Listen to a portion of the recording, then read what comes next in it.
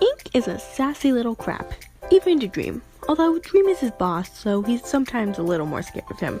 Even if he's being sarcastic and difficult, he'll always end up doing his job in the end. Ink almost always calls Dream boss. Ink can summon his brush, so he doesn't need to strap it to his back. As of his update design, Ink's gold strap thing that goes over his shoulder is still the holder for his vials. It has a bunch of little circular tubes into it that the individual vials are shut into. Ink started working for Dream because it was not only convenient, but because Dream makes him feel like he has a soul, although this is limited to the effect of Dream's aura, meaning the things he can actually feel without his vials are very limited. Even though Dream doesn't like how Ink has to use his vials, due to how it makes his emotions feel fabricated, Ink still has to take them, unless he consciously decides that it would be better for him not to feel anything. Ink enjoys drawing horror and dark concepts. Ink still plays the flute. If Ink were feeling Dream and Nightmare's auras at the same time, his mind would go into panic mode and he would have a mental breakdown. Ink has total separation between his feelings and his rational thinking. Even when he takes his vials, there's no connection between the two things, and as such, he spends more time listening to his logic than his feelings. Ink never really saw Cross as a good friend, just someone to use who failed to be useful. Of course, this could be changed for storytelling convenience, but eventually he never cared that much for Cross.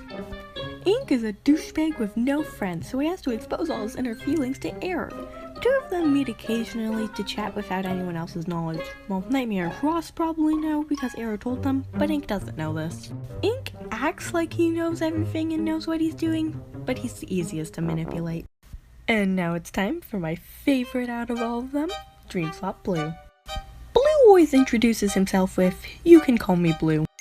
He doesn't actually go by Blueberry. Blueberry is a nickname occasionally used by Nightmare and Cross, and sometimes others, in a jeering way.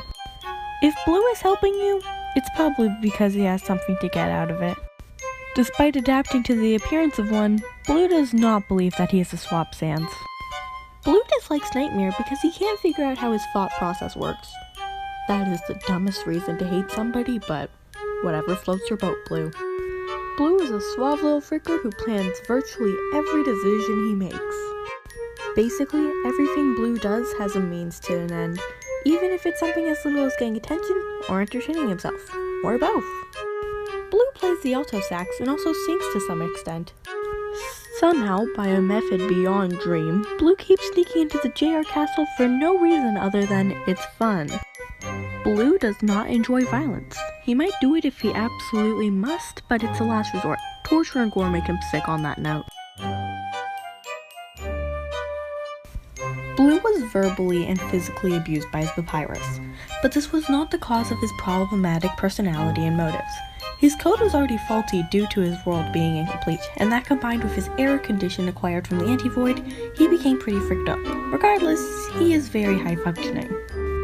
Blue lives in an Outer Tail timeline and owns a house that he actually pays money for. As such, his work in doing legal favors for people is actually important, seeing how it is part of his income.